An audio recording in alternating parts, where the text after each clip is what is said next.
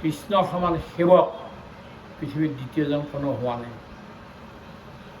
কেলে কৃষ্ণক সকলো মানুহে গোপীসকলৰ এগৰাকী 16,1600 গোপী, সেই প্ৰতিগৰাকী গোপীয়ে কৃষ্ণৰ পৰা কাম কৰোৱাই লয়, সেৱা কৰোৱাই লয়।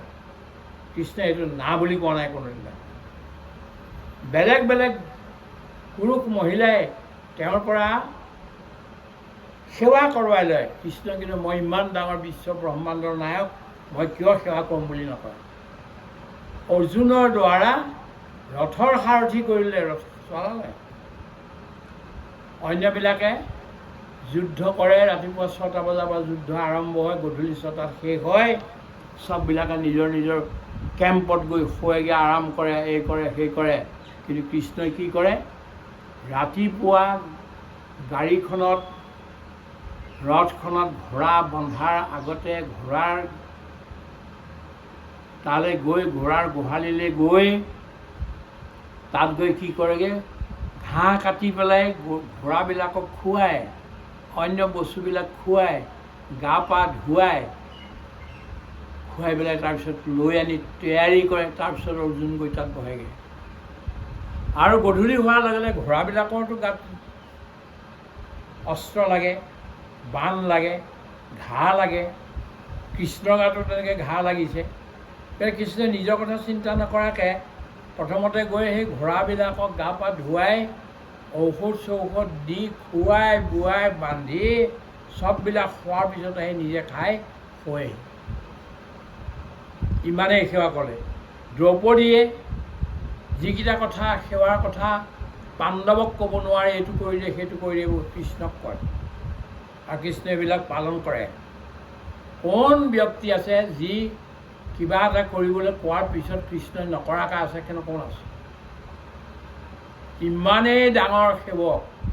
আৰু বিনোবাজীয়ে ক'লে যে পৃথিৱীত এজনেই মানুহ আছে যিজনে সেৱাটোক ৰস বুলি কৈছে। দিও মোক সেৱা ৰসসাৰ, এইজনে হ'ল মহাপুৰুষ মাধৱদেৱ। অন্যবিলাকে বেলেগ বেলেগ বস্তু কয়, নৱবিধ আমুক আছে তামুক আছে, এই গোটেইবিলাক কয়, ৰসৰ কথা কয়। অৰুণ ৰস, বিভৎস ৰস, ৰৌদ্ৰ ৰস, বীৰ ৰস, শৃংগাৰ ৰস, বাৎসল্য ৰস আদি আদি ৰস কয়। কিন্তু তাত দশম ৰসটোৰ জন্ম দিলে পৃথিৱীৰ ভিতৰত এজন মানুহ, আৰু সেইজন হ'ল মহাপুৰুষ মাধৱদেৱ। মহাপুৰুষ মাধৱদেৱ তেওঁ দশম ৰসৰ সৃষ্টি কৰিছে। আৰু বিনোবাজীয়ে ইয়াৰ প্ৰচাৰ গোটেই ভাৰতবৰ্ষত কৰিলে। দ্বিতীয়তে আৰু এটা কথা, যিজনা ঘোষা মহাপুৰুষ মাধৱদেৱে লিখিলে, পৃথিৱীৰ মানুহৰ 4টা বিভাগ কৰি, সেইটো বোলে যদি কেৱল এই এজনা ঘোষাহে লিখি মাধৱদেৱে আৰু একো নিলিখিলহেঁতেন, তথাপিতো মাধৱদেৱ এজন মহাপুৰুষ আৰু শ্ৰেষ্ঠতম কবি বুলি আমি স্বীকৃতি দিলোঁহেঁতেন। সেইটো কি? অধমে কেৱল দোষ, লৱয় মধ্যময় দোষ, গুণ লৱে কৰিয়া বিচাৰ, উত্তমে কেৱল গুণ, লয় উত্তমোত্তমে অল্প গুণ কৰে বিস্তাৰ।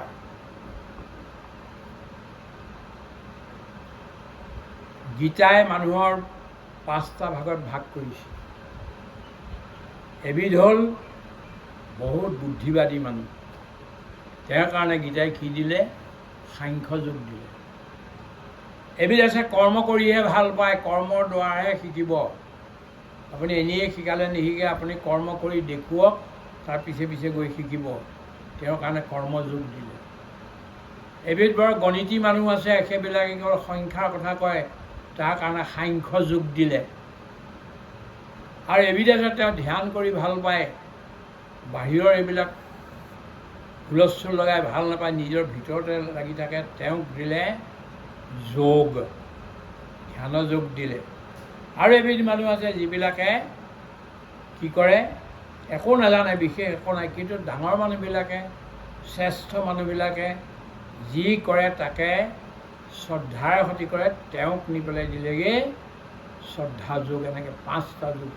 আৰু কিছুমান আছে কেৱল হৃদয়বান মানুহ, কোমল স্বভাৱৰ, বিশেষকৈ মহিলাসকল আৰু সেৱাৰ কাম কৰা, এইসকলৰ ভক্তি যোগ, এনেকৈ 5টা যোগ। কিন্তু মহাপুৰুষ মাধৱদেৱে 4টা কৰিলে। কি কৰিলে? অধম, যি কেৱল মানুহৰ দোষহে দেখে, চন্দ্ৰটোৰ সুন্দৰবিলাক নেদেখে, তাত ক'লা কলংক যিবিলাক আছে সেইবিলাকহে দেখা পায়। এই চন্দ্ৰটো ভাল আছিল কিন্তু ক'লা আছে তাত বহুত। এই ভোজনটো ভালেই হৈছে কিন্তু এইটোৰ নিমখটো বেছি কৰি পেলালে। কিমান কষ্ট কৰি ৰান্ধিছে তাৰ চিন্তা নাই, কিন্তু ঘপকৈ দিলে কৈ যে এইটোহে হ'ল। কেৱল লোকৰ দোষটো দেখা মানুহবিলাকক অধম বুলি কৈছে। দ্বিতীয় নম্বৰ হ'ল মধ্যম, যি দোষ আৰু দোষ দুয়োটাই বিচাৰ কৰি পেলাই তাৰ ভিতৰত গুণটো লয়, কিন্তু দোষটোও দেখে। তৃতীয়বিধ মানুহ হ'ল উত্তম, যি লোকৰ দোষেই নেদেখে, কেৱল গুণহে দেখে। আৰু চতুৰ্থবিধ মানুহ হ'ল যে যি অকণমান গুণ থাকিলে তাকেই বিস্তাৰ কৰে, চাৰিওফালে কৈ ফুৰে যে এই মানুহজনে এইটো গুণ, এই ছোৱালীজনীয়ে এইটো গুণ, এইটোহে সেইটোৱে, দোষটো নেদেখে প্ৰায়। এইটো আৱিষ্কাৰ গোটেই পৃথিৱীৰ ভিতৰত কিন্তু মাধৱদেৱৰহে। 3টা কথা ক'লোঁ মাধৱদেৱৰ বিষয়ে। একটো সৰ্বগুণ সম্পন্ন, ঠিক, যিটোৱে কৃষ্ণ ভক্তি, কৃষ্ণক ল'লে শংকৰদেৱে লোৱাৰ কাৰণে। আৰু শ্ৰীমন্ত শংকৰ হৰিভকতৰ জানে কল্পটোৰ তাহান্ত বিনাই নাই নাই নাই আমাৰ পৰম গুৰু, এইখিনি কথা ক'লে। আৰু সেৱা ৰস, এই বস্তুটো ক'লে। এতিয়া যদি লোকসকলক সোধা যায়, আমাৰ শান্তি সাধনা আশ্ৰমৰ লোকক, কোৱাচোন পৃথিৱীত নোহোৱা কোনকেইটা গুণনো মাধৱদেৱৰ ভিতৰত আছে? এইকেইটা গুণে আগবঢ়াই দিব লাগিব। মুখলৈ যে কৰি থাকিলে নহ'ব। নম্বৰ 1 এইটো, পৃথিৱীৰ মানুহৰ গাত নোহোৱা গুণ এইটো। নম্বৰ 2 সেইটো, নম্বৰ 3 সেইটো, নম্বৰ 4 এইটো। এইটো কোনেও কাটিব নোৱাৰে। গতিকে এনেকুৱা এজন মহাপুৰুষ, আৰু যিহেতু শ্ৰীমন্ত শংকৰদেৱে 119 বছৰ জীয়াই থাকিল, মাধৱদেৱেও তাকে অনুসৰণ কৰিয়েই 107 বছৰ জীয়াই থাকিল। আৰু এদিনো কোনো প্ৰকাৰে বেমাৰ নপৰাকৈ। ন শংকৰদেৱ বেমাৰত পৰিল, ন মাধৱদেৱ বেমাৰ পৰিল। কিন্তু শেষত কি হ'ল? এতিয়া অসমীয়া মানুহে শ্ৰীমন্ত শংকৰদেৱৰ ভাল আমুক তামুক তামুক তামুক থৈ গোটেই সোপা গাইছে। কিন্তু শংকৰদেৱ যেতিয়া জীয়াই আছিল, সেইখিনি শংকৰদেৱৰ আশ্ৰম 14খন আশ্ৰম ভাঙিছিলে, শংকৰদেৱক খেদিছিলে। মাধৱদেৱৰ 24খন আশ্ৰম ভাঙিছিল। আৰু শেষত ইয়াত থাকিব নোৱাৰি নাৱেৰে সৈতে ভটিয়াই অসম এৰি গুচি গ'ল। আমি এতিয়া লাজ পাব লাগে। আৰু অসমীয়া হিচাপে আমি লাজো পাব লাগে যে আমি শংকৰদেৱক খেদিলোঁ, মাধৱদেৱক খেদিলোঁ, বাধ্য কৰালোঁ অসম এৰিবলৈ। এই কামৰূপ দেশ, কামৰূপ মানে অসমক কামৰূপ বুলিছিল সেইখিনি সময়ত, প্ৰাগজ্যোতিষ বুলিছিলে। এই দেশ এৰিয়া গুচি যাবলগীয়া হ'ল। যাওঁতেও আমি এৰা নাই, কিন্তু খৰ মুঠিয়ালোঁ, দলি চপৰা মাৰিলোঁ, নানা অত্যাচাৰ কৰিলোঁ। কিন্তু আটাইতকৈ ডাঙৰ কথা সেইখিনিতে এতিয়া যিটো মই ক'ব খুজিছোঁ, শংকৰদেৱ আৰু মাধৱদেৱে ইমান বিশাল কথা, সমুদ্ৰৰ নিচিনা জ্ঞানৰ কথা লিখিলে, কিন্তু ক'তো এটা শব্দৰে আমাৰ এই সমাজখন, অসমীয়া সমাজখন বেয়া বুলি কৈ নগ'ল। যে আমাক ইমান অত্যাচাৰ কৰিলে এইখন সমাজৰ অতি বেয়া সমাজ, এই বুলি কিন্তু এদিনো নক'লে। বেয়া কৰা মানুহবিলাকক যদি বেয়া কৰিবলৈ তাহাঁতক যদি সদায়ে আমি অভিশাপ দিবলৈ লাগি যাওঁ, কি হ'ব? পৃথিৱী শেষ হ'ব। যিমানে অভিশাপ দিব সিমানেই যিজনে অভিশাপ দিয়ে সেইজনৰ শক্তি কমি যায়। যিবিলাক ঋষিমুনিয়ে বহুত এই কৰি কথা কৈ বহুত সাধনা কৰি কৰি কৰি কৰি কৰি কৰি বহুত ওপৰ পালেগৈ আৰু তেওঁলোকে কোৱা কথাটো সঁচা হৈ যায়।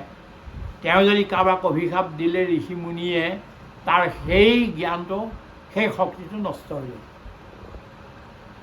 সেইকাৰণে কাকো গালি পাৰিবও নালাগে, অভিশাপো দিব নালাগে, সহন কৰিব লাগে যে তোমাৰ শক্তি ঠিক হৈ থাকিব। আৰু শংকৰদেৱ আৰু মাধৱদেৱে দুইজনৰে শক্তি মজবুত কৰি ৰাখিলে। মহাত্মা গান্ধীৰ লগতে শংকৰদেৱক মিলাব খুজিছে। কোনটো? মহাত্মা গান্ধী যেতিয়া ঘূৰণীয়া মেজমেলৰ কাৰণে গ'ল, চাৰ্চিলক যেতিয়া লগ কৰিব, তেওঁ প্ৰাইম মিনিষ্টাৰ, ক'ৰ প্ৰাইম মিনিষ্টাৰ? ইংলেণ্ডৰ। তেওঁ ক'লে মোৰ লগত মোৰ ওচৰলৈ এই নঙঠা ফকীৰ আহিব নোৱাৰিব, তেওঁক লগ নকৰ। নঙঠা মানে কি? মহাত্মা গান্ধীয়ে কেৱল আঁঠুৰ মূৰত এখন চুৰিয়া আৰু এখন কাপোৰহে লৈ থাকে, কাৰণ দুখীয়া মানুহৰ কাপোৰ কিনিবলৈ নাই। বহুত বুজোৱাৰ পিছত গ'ল।